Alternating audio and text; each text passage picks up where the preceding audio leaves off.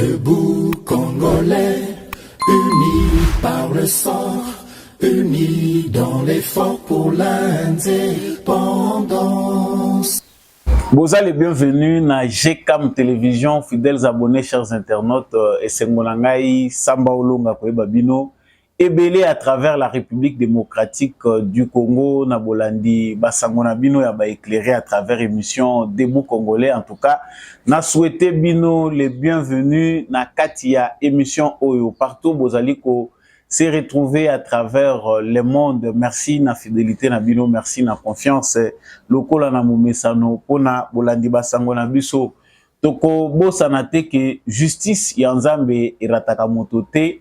Justice yanzambe moto mokote Aisha Paka na contrôle nango ba parole ekotaka émission o ezali pona ko rappeler ba combien de mortels que monso to salaka na se amoyi ezana lifuta na yango soko za ko sala mabe yeba ngo que tôt ou tard ko finir par ko zoaper mabe en retour. Si ce n'est pas sur cette terre, sache-le bien que même dans l'au-delà tu finiras par payer les prix de tes actes.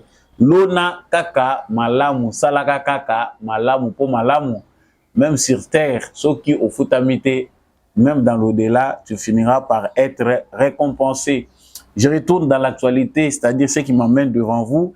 Yaya Bwesengeli toyeba que pona Moïse Katumbi na parti ensemble naye, il n'y aura pas de boycott à l'Assemblée nationale. Nous continuerons à défendre la voix du peuple et dans les schémas institutionnels et en dehors des institutions, dans la rue, dans les marches pacifiques, par toutes les actions qui nous permettront de recouvrer notre liberté. Signé Olivier Kamitatou, porte-parole de Moïse Katumbi. Donc là, nous devons savoir que député Boyokaki, Tangi, Topé, publié na Seni, ou Bazali ensemble à Katumbi, Bakosala na bango politique à chaise vide, bango, Bakoko, bien les biens na Assemblée nationale. Question Batouazali comme tout nezali, c'est cette façon-là ya quoi accepter ba résultat nyonso ou bien ezali kaka uniquement kobo ya politique qui a chaise vide. Qu'est-ce qui va venir après décision Oyo?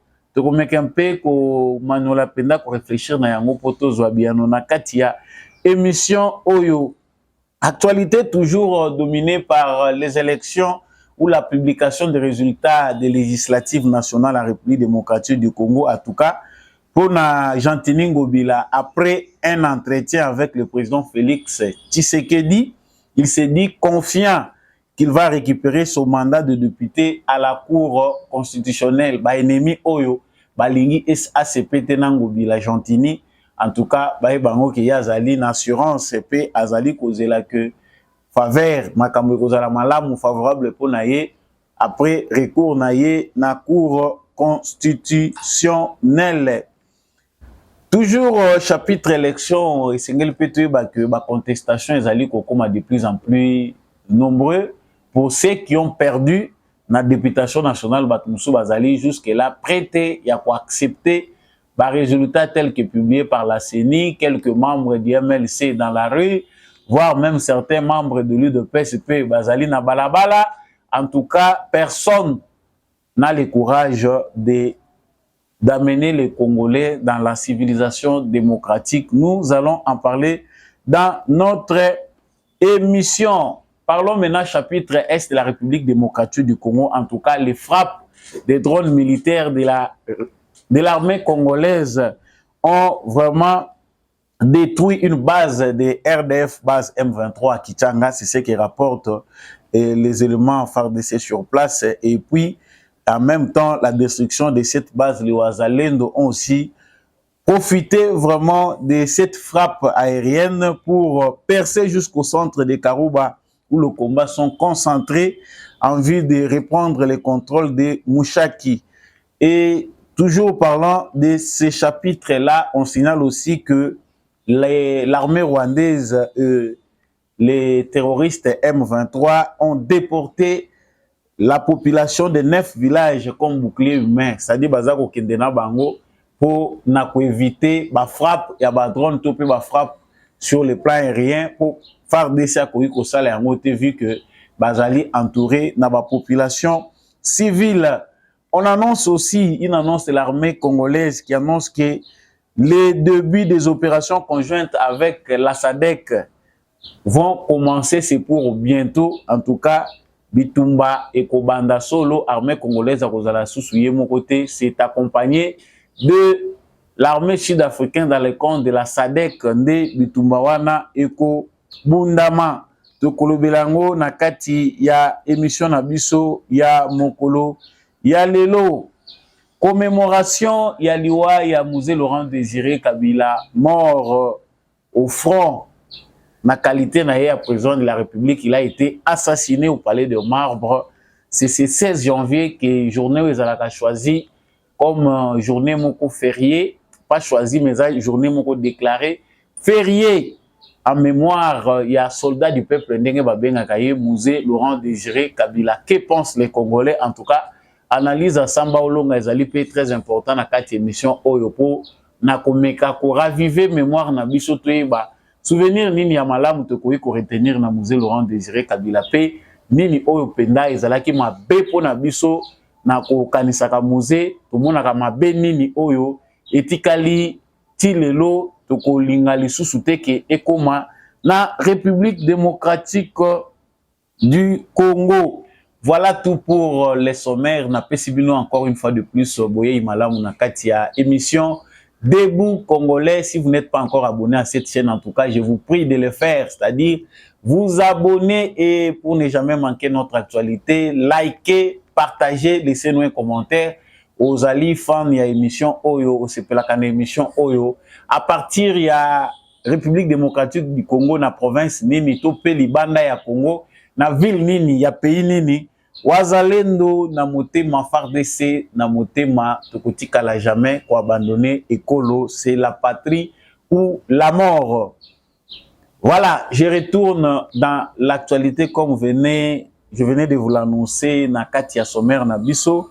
En tout cas, ba élection ezali ko continuer ko ça la sensation na République démocratique du Congo vu que ba résultat ezali toujours pas accepté par tout le monde.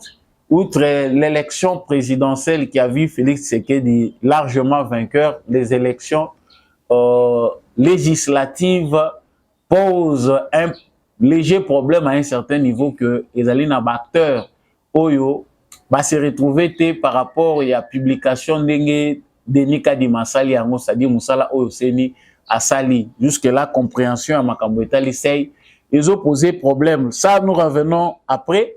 Mais là, c'est important à Wakotali, c'est que pour la partie ensemble, il y a Moïse Katumbi, il n'y aura pas boycott. Tolobela qui lobby, Tolobi, partie ensemble, il y a Moïse Katumbi et tous ceux qui se disent opposants, Bazali Kosenga, annulation, il y a élection présidentielle, annulation, il y a toutes les élections organisées, Bango Bazali Kosenga que ba annulé, yango po et Salema ki malamuté. Participer ensemble, il y a Moïse Katumbi. Oyo, pour na bango, bayebi que c'est Moïse Katumbi qui a gagné les élections. Bazali pe na kati ya ba législative. Na publication oyo salami, en tout cas, état-major ya Moïse Katumbi ezali na batu na ye proche oyo ba participa ki na élection présidentielle na ye batambola ki na ye le rôle à Matata Ponyo. Lui, il n'est pas de l'ensemble, il a son parti politique, il y a les Christian Mouadou qui est avec lui, et puis d'autres députés ensemble, oh, quand même, va réussir pour Zala élu. Pour na bango, selon Olivier Kamitatu, biso tokanisa qui en tout cas baroboya na bango.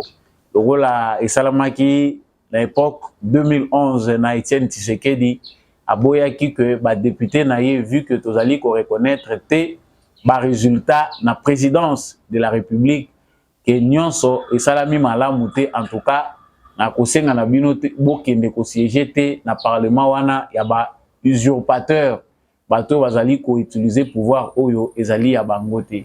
En tout cas, nous devons savoir que ba ndeko na biso ya ba UDPS na temps wana ba soulevaki pe oyo ezalaki objection na bango balobi. En tout cas, nous sommes votés. Batunde batindaki biso ba électeurs na biso, nous ne pouvons pas boycotter tout le mot d'ordre wana. ils ont tous siégé à l'Assemblée nationale, c'est-à-dire accepter qui batika UDPS pour na Kolanda selon bango et qui voient l'électeur na bango. Les gens se posaient cette question, savoir est-ce que bandeko ensemble Katumbi, ensemble ya Katumbi, ensemble pour la République, bazali penza pe na makasi wana bango pe ba boycotté ba boya ba lobaki ba ko siéger, bien que le nombre de leurs députés est insignifiant pour mener une opposition significative na kati ya Assemblée nationale. Est-ce que bakozala basala combat libanda ba lo balangage moko na président national na bango to bako participer awa au militaire Olivier Kamitatu asili kotalisa que ezali faisable était pour na bango bako siéger pour défendre voix ya peuple. Ils étaient élus par le peuple, ils doivent siéger au Parlement pour défendre ce peuple-là. En tout cas, un argument qui tient sa place, en tout cas pour politique à chaise vide. Bisoba Oyo, tozalaki, tondimaki idéologie à Etienne Tshisekedi, to tambola ginaye, to ebike politique à chaise vide, et nyokoli makasi. Et ça lié te ba débauchage et ça les mingi na opposition à Etienne Tshisekedi parce que chaque fois qu'il y avait des gens, des personnes meilleures, tellement que au Bundi 5 ans, 10 ans, 15 ans, aux autres bongate, nous allons paix à opposition à tout Rwanda pour ce qu'on dit que c'est l'opposition à Etienne Tshisekedi ndima mpiaka, ndima chômage. Donc il faut à la source moko boye ozula bongo pour survivre parce que nyonso ba kopimela yango il faut vivre le rôle marginalisé. Ou bien existence na yo à la marginale. En tout cas, politique à chaise vide, si l'UDPS Tshisekedi a y amené cette politique-là, en tout cas, ils allaient souhaitable était dans la partie politique Moussoussou.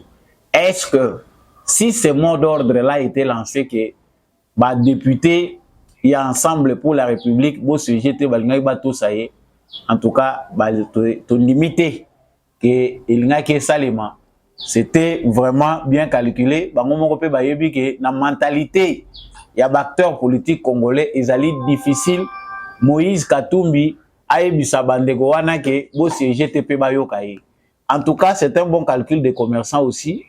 Mais il faut pas qu'ils négocient. Pour ce que tu bango bakokende kaka.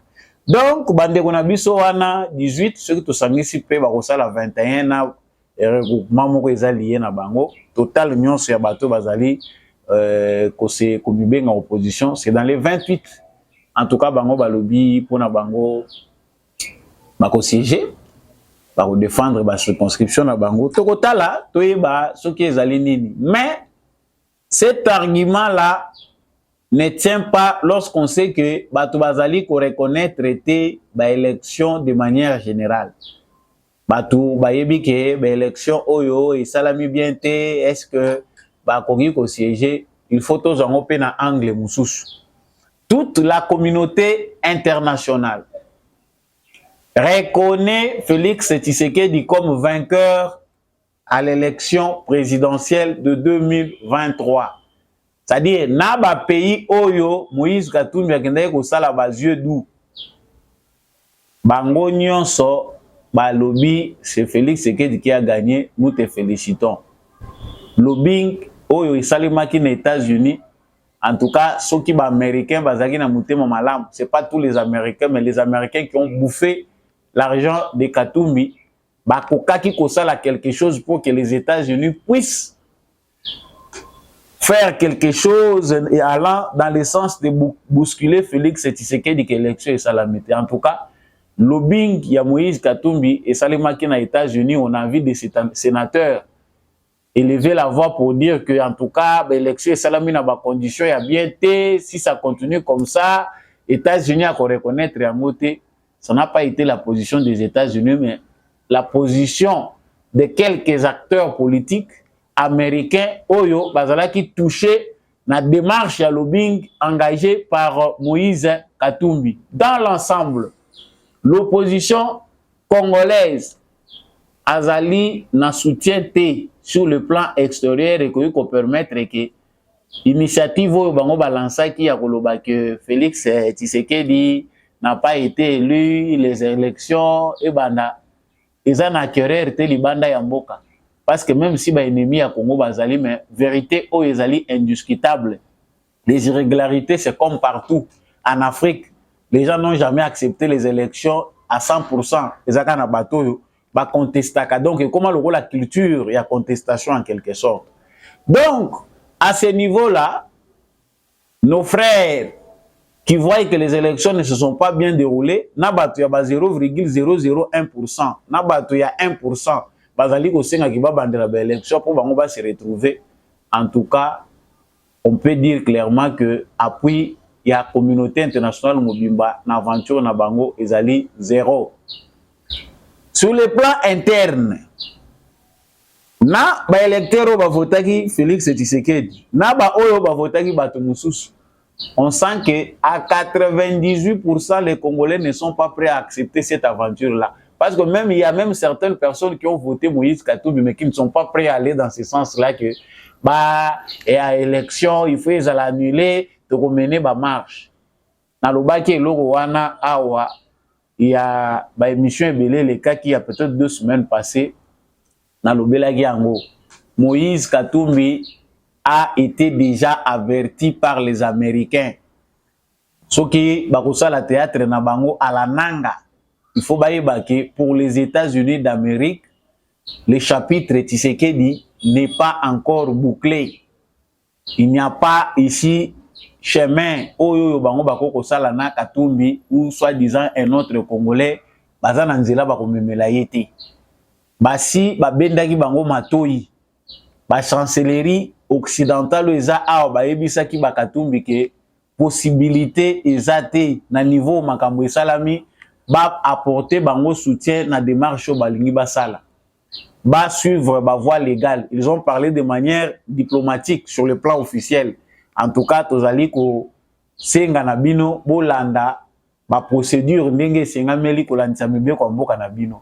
Donc soutenez la paix, c'est comme ça qu'ils ont dit. Mais en catimini, si Moïse Katumbi ose osala erreur à Osala Bemba il y a 2007-2006, Jean-Pierre Bemba savait bien la politique ndenge basalela ki yango.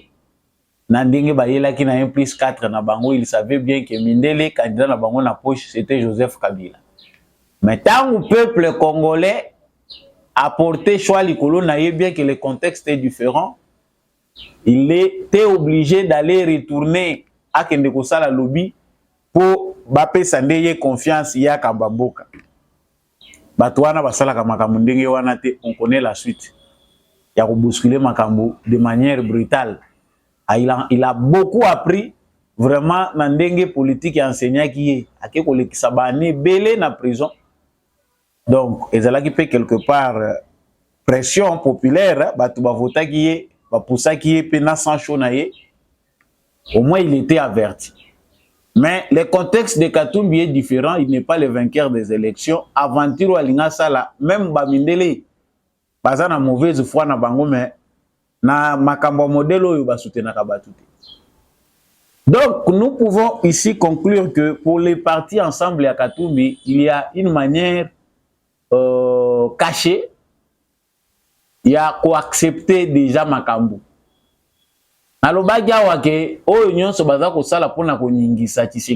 avons besoin de bouger, à sentir qu'il y a quelque chose.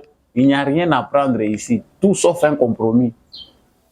Déjà que ça n'ira pas par voie des élections. Félix Tshisekedi c'est Kabila normalement qui est en brousse, ce n'est pas Nanga dont on parle, et c'est Kagame aussi là-bas. Il faut tout rejoindre quand il y a des ennemis à Congo parce que à l'interne, avec la culture démocratique, avec les contextes démocratiques, c'est difficile pour Congolais de se confiance dans l'Ongola Tshisekedi, surtout que ne kokota na voie est légal. Mieux vaut tout le Kabalibi ndegeni to kokote la zamba. Moïse Katumbi seule brèche où était Kali naye, ils allaient à Pobimisa officiellement position naye parce qu'il est allié à Nanga en quelque sorte. Aventure Memi Salomon Kalonda na prison. Oyo ezako sala kasamba, ezali méconnu te na Moïse Katumbi. Il connaît cette aventure là, il est de mèche avec Paul Kagame qui est l'ennemi des Congolais. Donc, à ce stade ici, de manière officielle, les ensemble à Moïse Katumbi, ezali kobima libanda, donc de manière simple, bazali ko tika déjà aventure au bango babandaki. Donc, quand tu as bien les observé, parce que ce n'est pas maintenant qu'ils vont laisser, il faut bien serrer les mesures, parce que la seule brèche où est ouverte pour na bango, c'est l'insécurité. Les alliés côté au bango ba côté la makasi, parce que moyen au bango ba côté c'est que du choc, c'est soit les tuer, soit créer l'insécurité au pays pour parvenir à un dialogue. Et là encore, c'est pas facile. C'est pour ça qu'il y a ils ont facilité. Rébellion, alléluia, ils ont ndenge moko na époque 1+4 té. Ils ont ndenge moko na époque Joseph Kabila té. Aujourd'hui, ils ont difficile. Ok, ne omi benga rebelle, ok ne ko rejoindre ba terroriste, oya au bénéficier na même procédure, na même statut. Ba aventure les kaka na ba sans cité to reconnaître ba rébellion et puis s'en suivre CNDP M23. Aujourd'hui, avec Tshisekedi, cette possibilité là, vraiment c'est presque impossible que vous ayez possibilité à l'Olengewan. Donc, de manière générale, pour terminer ces points, Ensemble pour la République reconnaît de manière abstraite Oyo ezali échec na bango, ils doivent être dans les institutions pour ne pas tout perdre. Bango au moins bazama yele ba comprendre quand même que erreur oyo bakabili c'est basali parce que osa enterré pour du bon. Okozela na ote processus okozela wana mieux vaut ezala na soutien au peuple congolais. Les Congolais ne sont pas dans cette aventure. Il n'y a même pas 1% des Congolais qui pensent l'annulation des élections, qui pensent que il faut aller kozwa bato ape perdre oyo baboyaki bato FCC ya Kabila oyo baboyaki élection pour na koyoka na bango. Ça ne se fera pas de la même manière qu'ils ont dit à Etienne Tshisekedi na 2006 ou bien na moment ya Bassani City. Les trains a démarré, oya kokolanda ngombangu te sili train kozonga lisusu te. Heureusement qu'Etienne Tshisekedi était coriace dans sa politique. Batiki bakei basali Pretoria 1, basali Sane City 1, waya tatawana zongisa bango na mesa jusqu'à ce qu'il y a eu accord global et inclusif où Etienne Tshisekedi était là. Ndesima peuple congolais andimi ke eloko esalamaki kuna.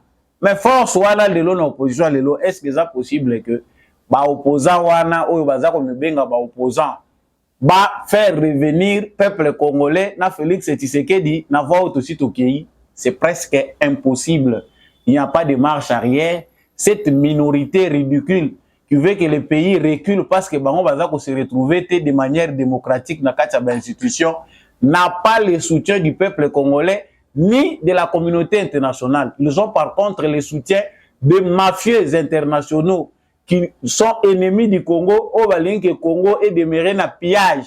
Ces hommes d'affaires-là, qui sont dans un conglomérat d'aventuriers, qui veulent créer d'autres rébellions, voilà Batu Oyoyo, Bakokozala, pour soutenir ces groupes-là d'aventuriers dont Nanga et Joseph Kabila font partie, j'allais dire. Tokoti awa na likambo ezali toujours kotala ba élection wana toyeba pe que Gentili Ngobila na sepeli bolanda enano l'espoir fait vivre tolanda nano eposima tozo.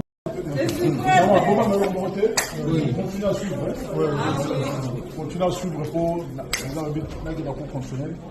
Ça tout récupérer. Voilà. Quand il faut dans le pour récupérer on paie un cours. Toujours. ACP viva! ACP viva! ACP viva! Viva! Viva! Viva! Gentili Ngobila, autorité morale, Fatou Beko, président!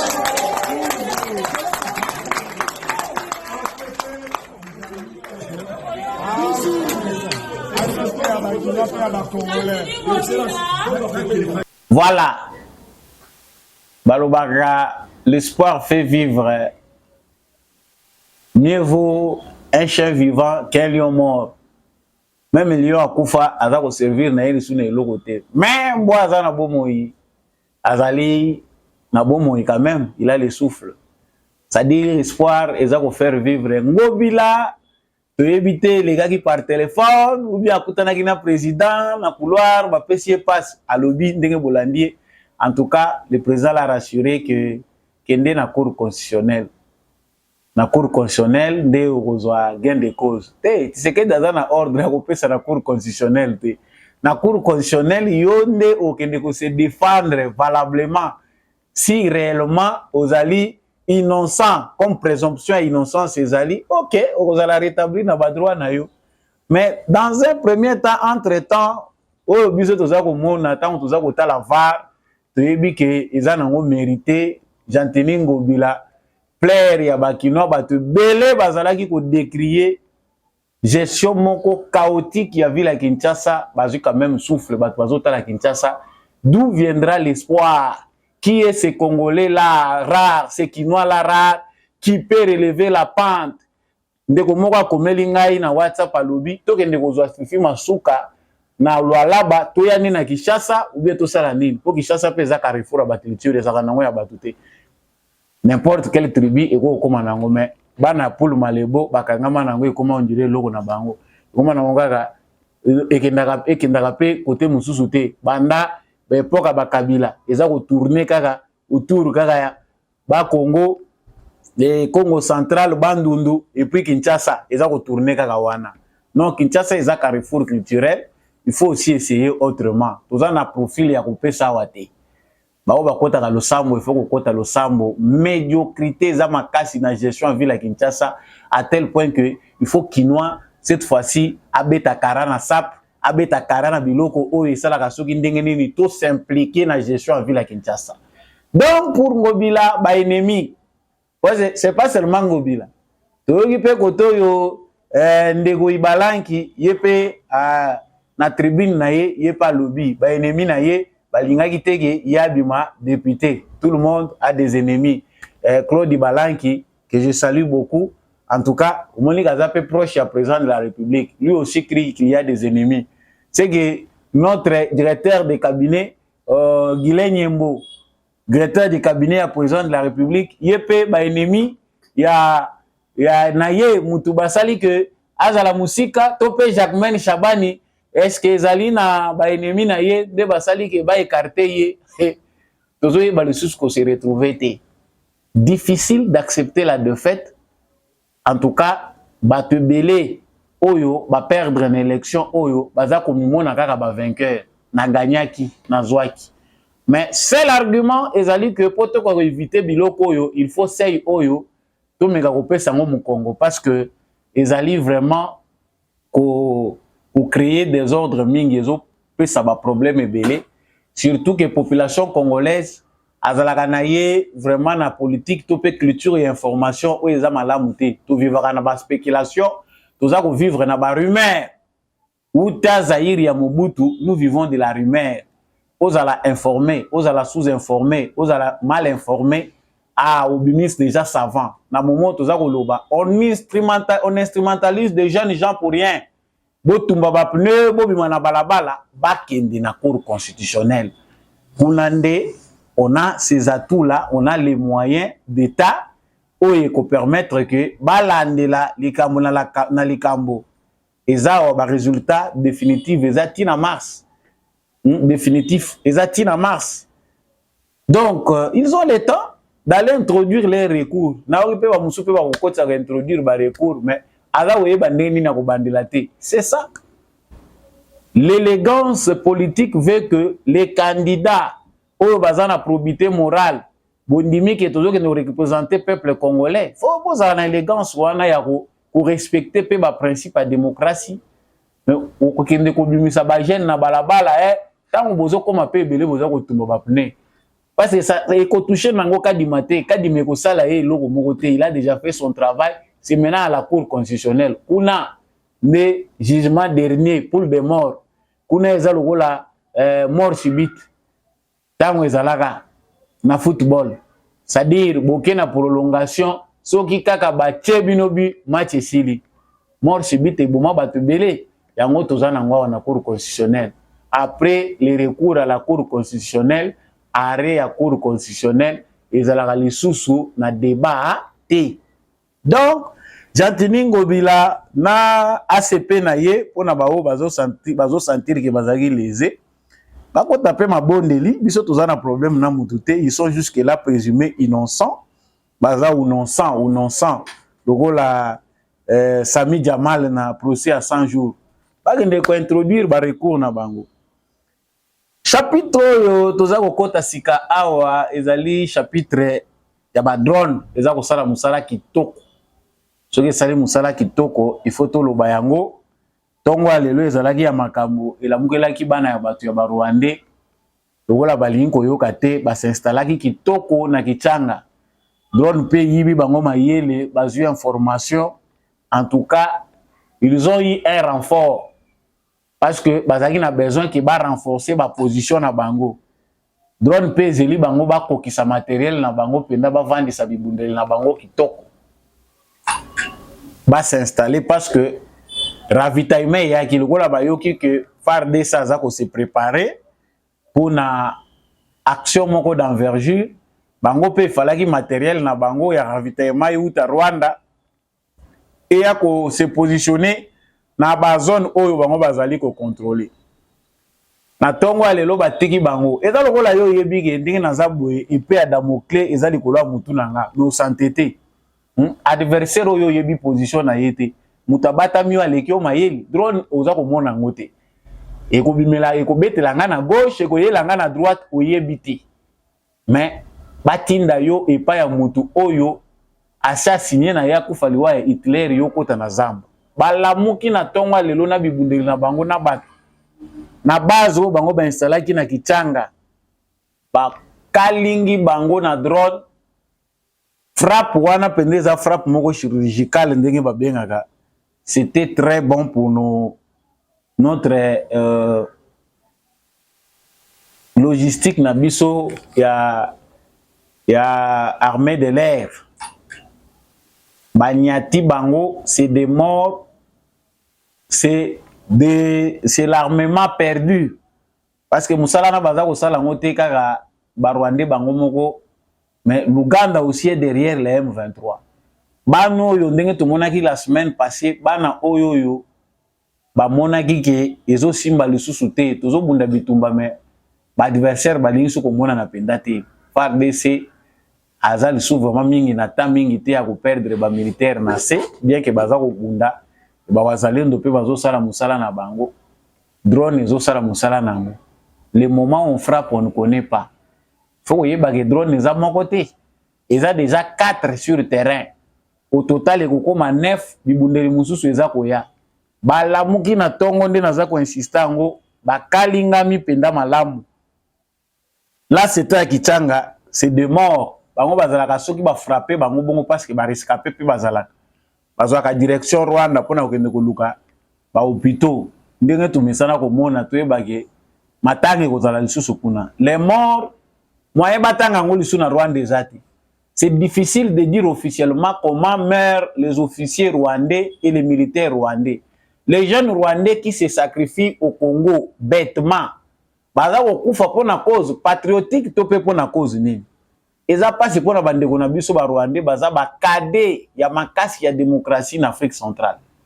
Parce qu'à ce stade ici devait y avoir déjà partout les gens devaient se révolter. Comment meurent nos jeunes gens alors que nous ne sommes pas en guerre? Qu'est-ce qui fait que bandeko na biso baza ko kufa toza ko yebate officiellement le Rwanda est en guerre avec qui? Bawazalendo pe ba profiter na ba frappe wana, ils ont réalisé une bonne percée jusqu'au centre de Karuba où les combats sont concentrés encore face na ba cible mususu ya ba M23. C'est un travail qui se fait dans les profondeurs. Là, nous félicitons beaucoup notre armée pour la stratégie wana bana batu pe baza ko pe malamu, mais mieux vaut déjà prendre de bonnes dispositions parce que na même moment pe ba Rwandais ils ont information moko toza ko zongo sous réserve ba pesi information na bango ba lobby ils ont capturé des militaires congolais oyo ba violaki territoire na bango, ils ont tué un Congolais. Na ba photo na bango, il n'y a qu'un seul Congolais, on ne peut pas le présenter ici. Les as Congolais moko oyo bango ba présenter na tenue militaire. Rien jusque là ne démontre que ils allaient solo de konabiso Congolais, topé ils allaient ndenge ba mesana ko sala parce qu'ils sont spécialistes dans les mensonges, dans les montages, dans la diversion. Donc pour biso peto mi pe sa partie non te tokangi to ba congolais. Ils sont capables même de pénétrer ndenge bazwaka wana ba capturer ba congolais ba lobino ba viola ki frontière na biso ba kota ki na Congo. Ah. L'important pour nous c'est la nouvelle de ce matin, cet arsenal militaire là. Baya kanango ndenge wana bobeta ka drone frappe mon côté. Ba drone eza 3. C'est-à-dire mati 3. Na même moment bisika misatu penda batu baleli matanga. Parce que c'est ce que les Rwandais fait. Ils multiplient de fronts, baza ko multiplier ba base. Na Rwanda, na école militaire na bango, Kivu eza territoire na bango. Donc ba yebi Kivu de A à Z. Ba colline nyonso wana bango ba étudier yango. Soko tali ba Rwandais baza ko sala tactique de guerre, c'est en fonction de leur formation. Bango mba wana ba maîtriser yango. C'est-à-dire, lokola munoko na bango, lokola fufuta moza kolia yango ko bosa na munoko tata mulili eza. Ndenge ba Rwandais bazali. Il a fallu attendre Félix Tshisekedi pour na komona o toza komona lelo. Soki ba drone oyo eko ko vanda na 9 frontières. Chaque frontière drone bomeki information ezwami ke na point tel banyati na kanisi ke tokozala pe respecter.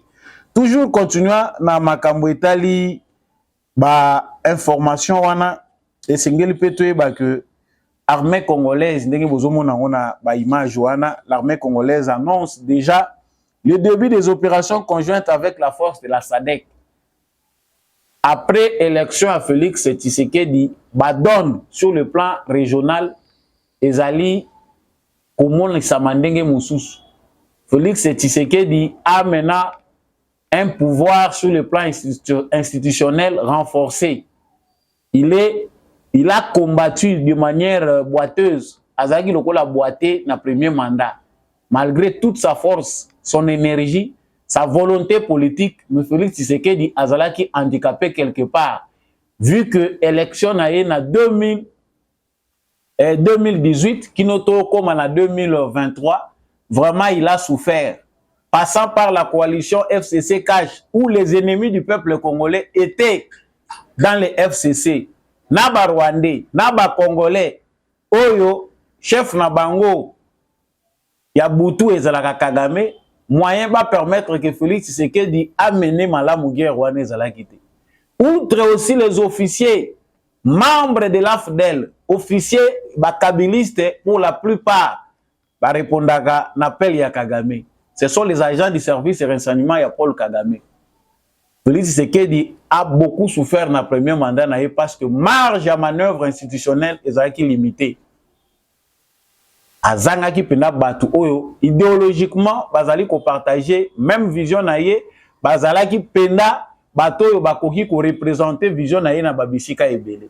En termes de loi c'était aussi difficile. Na ba député otozalaki na bango ba uti fraîchement na Kabila o bazalaki nomination résultat ya Kabila va permettre que Tshisekedi amener ba réforme ya malamu et ko permettre que Congo ezo force d'état et ko permettre biso to silisa aventure oyo bazako benga ya Rwanda to pe complot international oyo. Les bons aménagements devaient se faire au niveau interne. Donc c'est maintenant là que grâce aussi à la diplomatie de Tshisekedi, SADC écoute. Oh, nyonso Tshisekedi azali ko sala we bandai ko akobima mabe. Ake ko luka nini, aza ko sala nini. Awa SADC ye ba Rwandais baza ko lela. Il faut savoir que makamusu ko loba na presse mais SADC ezali résultat ya diplomatie ya Félix Tshisekedi na président sud-africain. Faut te ba ke Kagame pe azo sala ya ye.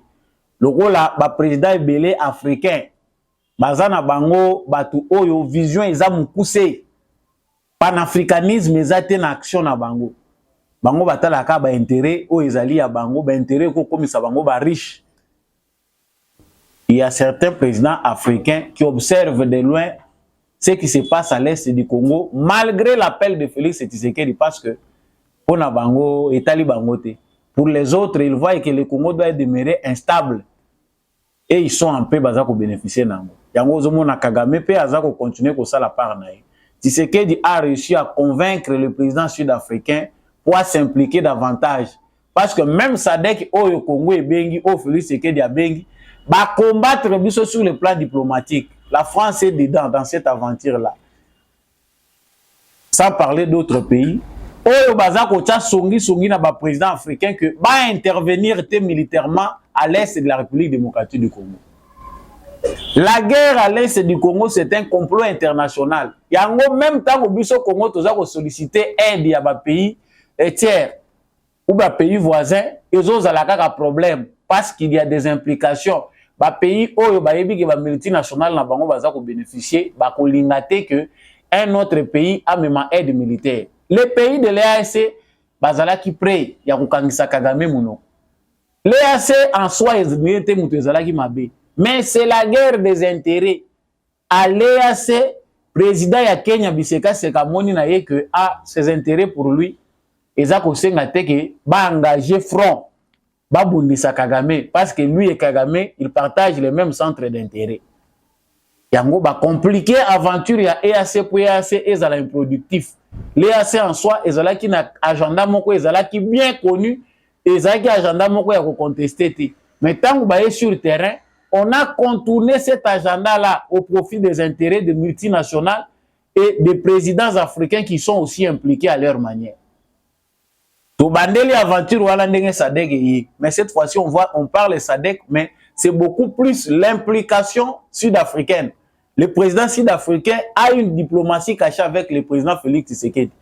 C'est ce qui fait que, après, à l'objet que ce que Zosenga a déplacé arsenal militaire Yamakats, na Congo, à l'est du Congo pour te mettre fin en go, nous allons le faire.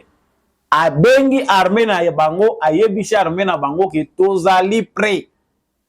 Eza na front moko to fongoli sika toza ko s'engager ezali na est ya République démocratique du Congo. Donc, il a aussi ses intérêts parce que diplomatiquement ça a des implications. Azana makambo oyo to ko lobate ouvertement. Na diplomatie quand ça se négocie, il faut mutu pa mona para kwanga na yeza wapi. L'investisseur sud-africain bazali balula rapé ba mina Congo te awa salaboy. C'est comme ça que ça se négocie. Wana isa domaine réservé na président de la République ndeni abetela ka makambo na ye. Yango Rwanda soki botali ba robot communicant ya Rwanda ba faux compte ya ba Rwandais bazali ko se plaindre mingi na implication ya ba sud-africain sur le terrain. Ba yebi que les sud-africains ndenge ba wana blague ko zalate.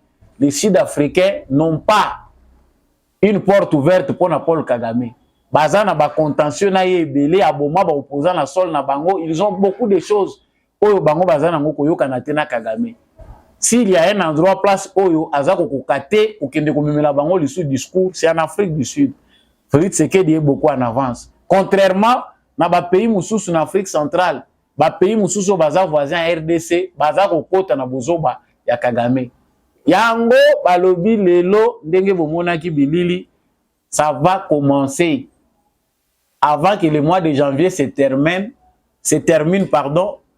ba offensive eza lancé makasi entre donc collaboration ezali donc ba opération conjointe ezali entre ba force wana ya SADC principalement ya Afrique du Sud na armée congolaise na Rwanda déjà milelo ezali. Parce qu'il ne s'agira pas seulement de ça, le Burundi est aussi impliqué dans le Congo et Sala. Donc, l'observateur va mona que ça peut dégénérer dans l'Afrique centrale à l'est du Congo, le conflit peut prendre d'autres dimensions. Mieux vaut la solution diplomatique parce que ce qui Congo a aide à SADC et que l'Afrique du Sud est prêt à Robunda Bitumba. Burundi peut déjà s'assigner na ye à Kangina ba frontière na ye kutu. Donc Kenya peut na Uganda ba koki ko coaliser pour na ko soutenir Rwanda, mais ça n'aura pas de sens. Le Kenya akoya ko côté la Rwanda akobandela la front ngondenge nini akosaila ngondenge nini, même s'ils sont prêts à le faire. L'Ouganda oui, baza très proche, ils le font déjà d'une certaine manière parce que Rwanda a renforcé ba terroristes à M23. Donc, voilà pourquoi les Américains, bazali kolinga te ke Congo a engagé front militaire. Mais Félix Tshisekedi a ça ce qui mutema où ezali mandat ya tout sauf rien. C'est le mandat où il n'y aura pas d'excuses. Donc na moment yo tokoyoka mutu te bokote ya biso te parce que nyonso yo topesi bino comme temps po bobenda mwana na bino matoyi bo retirer poulet na bino bozongisi na esika na ye bokoki yango te. Donc tant qu'il n'y a pas de mesures diplomatiques pacifiques où Kagame koyoka, Félix Tshisekedi s'est replié à observer ceci le fait Kagame azunanga bake kosala lisusu coalition pour empêcher que ba militaire na ye babima na sol congolais. Donc Félix Tshisekedi yemoko déjà le baki nous aurons bien compris ça, c'est-à-dire que makambo ezali ebele et que na phase auto komi c'est la guerre. Peu importe ce qui va arriver, mais nous Congolais nous savons qu'il ne s'agit pas de Nanga, il ne s'agit pas Yao Soki, Fleuve Congo, tout ce qu'ils vont faire. Bazoko Luka Fleuve Congo wana pour cacher l'influence de Kagame pour bakimisa kombo ya M23. Mais Nanga a quoi comme argument pour bakende ko reconnaître yé qu'il y a sa rébellion. Yango Félix Tshisekedi a traité qui est des comédiens. Le Congo d'aujourd'hui n'a pas de temps pour négocier avec un mouvement terroriste ou rebelle où ils ont après frères congolais pour négocier tout côté la politique. Bref, choix ils ont les sous-soutés. Bateau bazako ça l'aventure oh tous ça rejoindre Nanga bayebi que ils ne seront pas sur le sol congolais parce que na mulilo lala ki pongi osutuka oza déjà na ngambo kuna c'est dans l'au-delà. Émission ya mukola lelo est comme presque na suka mais tokobo sanate kolobela lelo tozali le 16 janvier ezali mokolo oyo Laurent Désiré Kabila président de la République démocratique du Congo akufaka assassiné na palais des marbres na bureau na ye. Qu'est-ce que nous devons retenir de Musée Laurent Désiré Kabila? En tout cas ba pensée pieuse ezali pona Musée Laurent Désiré Kabila, soldat du peuple, batubaye bien mutati kotak, bitumba kuneza kobundama na Brazzaville, masashi kweya wa bombe kweya wa pa ba répliquer, alobi na ko rendre Rwanda plus cher, et on sait ce qu'on retient de plus meilleur, ne jamais trahir les Congo. C'est-à-dire wana et kolongwa kate et comment peut devise armée na biso, ne jamais trahir les Congo, même si la plupart de ceux qui disent ne jamais trahir les Congo, Bangonde bazako trahir Congo makasi. Ceux qui nous ont montré officiellement que Bangonde Moutou Bazali héritier il y a idéologie à musée, ne ba traître oyo babomi mboka Congo. Je ne peux pas beaucoup développer les idées là-dessus. Nous savons tous ceux qui se disent fils de musée, idéologiquement ou biologiquement, ont fait du Congo, ils allaient pas si pour na kolobela yango. Ils allaient honorer mémoire, il y a Musée Laurent Désiré Kabila de manière positive. En dehors de ne jamais trahir le Congo, nous savons que Musée, d'une certaine manière, a trahi le Congo parce que il avait accepté de légitimer un complot international contre le Congo. Ba tout yo lelo, baza kolinga lisuko bima na Congo te, ba yakana Musée Laurent Désiré Kabila. Guerre tozali koloba na est ya Congo, po ekota awa na Congo. Il a fallu que les Congolais bakende kota na likambo wana po bakotisa bapaya awa. Côté aventure et bandaka, c'était un complot lointain. Uta Mobutu azaye ko kambamboka. Mais il faut avoir des Congolais oyo bako accepter loko oyo poto kende ko tsango ko vendre sango na Congo. Empire matuti oyo bazaki na besoin ko bâtir po batuti bazwa contrôle l'Afrique centrale bako kisayango. C'est Laurent Désiré Kabila nous allons retenir. Yende mutu akotisela kabiso Barwandais awa et les autres tango baye awa akokite koyokana na bango. Il n'a pas eu l'intuition ya koyoka bandeko na ye lokola ba Etienne Tshisekedi oyo bazana même ancêtre lokola ye parce que tous luba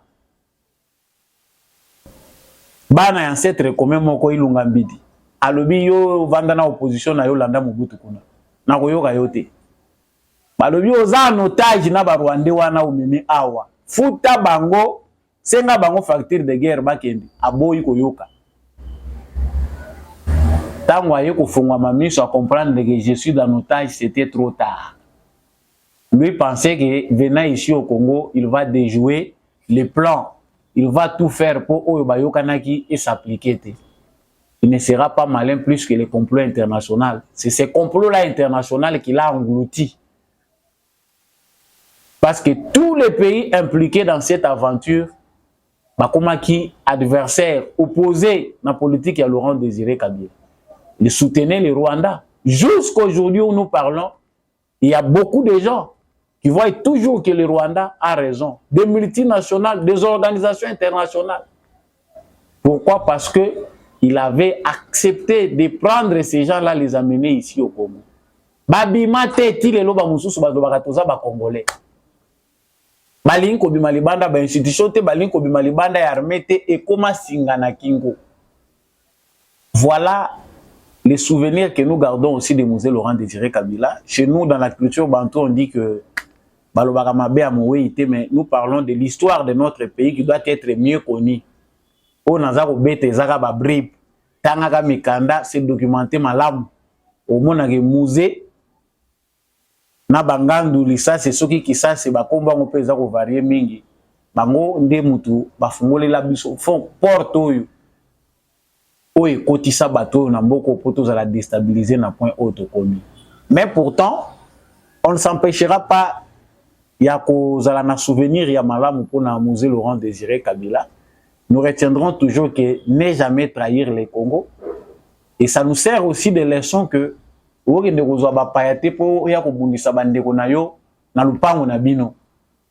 y a toujours un moyen pour que les problèmes entre les fils d'un même père bato bazali na libota moko va trouver la solution à bango moko. Donc aujourd'hui Mosée n'est plus là, mais bitumba ezali ko continuer pour la libération ya Congo. Tozali ko luka ndenge nini to mettre fin libela na hégémonie rwandaise oyo, agression rwandaise oyo eza aussi la lisusu te. Donc bato oyo bayaki na AFDEL bayeba que bazala pe na souci à Congo parce que nous devons enterrer l'AFDEL. L'AFDEL ne nous a jamais quitté. AFDEL a même la constitution toujours continuer ko salela lelo. Ba trace AFDEL ezali ya triste trop triste na mémoire na biso. Joseph Kabila qui est venu à la fin. Nous avons tout perdu de notre pays. Tout ce que les citoyens vont occuper ma belle mongolo et tout ce que les gens baye baye sibisobo bima. Congo eza suya binote basi batekia. Voilà tout ce qu'on peut dire de Mosée Laurent Désiré Kabila, en bien ou en mal. On se peut le synthétiser oyo ezali important. Tout bête la pe bana na biso ya mike bayeba. Ni ne les cas qui na Congo pour tous à la désormais prudent, tous à la sous citoyens vulnérables étaient. Bête la bana ya mike histoire oyo, tout réformer éducation nationale na biso, patriotisme na biso ezala aiguisé, tous à la citoyens moko bazali prêt ya ko défendre mboka Congo na niveau nyonso biso to koyi kozala. Merci na bino batu bolanda qui émission oyo de partout à travers la République démocratique du Congo. Na pesi mato de mingi équipe technique ya Ndekombi à Chako toujours présent pour réaliser émission oyo na ba moyen oyo tozalaka nango. Vous allez remarquer que la qualité des fois il y a ba émission na biso ezo sala défaut pour revendiquer ka mingi, mais c'est indépendamment de notre volonté parce que des fois ba moyens sont limités. Nous allons résoudre avec l'État et surtout avec votre aide aussi. Merci mingi n'apôtre Gérard Kabeya, merci na papa Freddy Ngwama depuis Il est beau. Merci na l'homme de la vérité des journées, Jean-Louis Timbalanga. Merci beaucoup na papa Boniface Mpunga, papa Jeff depuis l'Autriche. Merci mingi na papa Kennedy Mukendi. Je salue également mon vieux Maurice Kikangala. Pe baignon so balingaka émission de beau congolais le la maman Bill Bilonda à qui je salue aussi. Merci mingi na maman Lisette Mumbendu. Pe baignon so Samba Olonga vous porte à cœur intérêt au porte à une émission oyo bende les kouyaté surtout soutenez l'émission en appelant les numéros en bas de votre écran, laissez un commentaire, abonnez-vous, likez, Faites tout ce que vous pouvez faire pour que cette émission aille de l'avant. On se retrouve prochainement avec un nouveau numéro.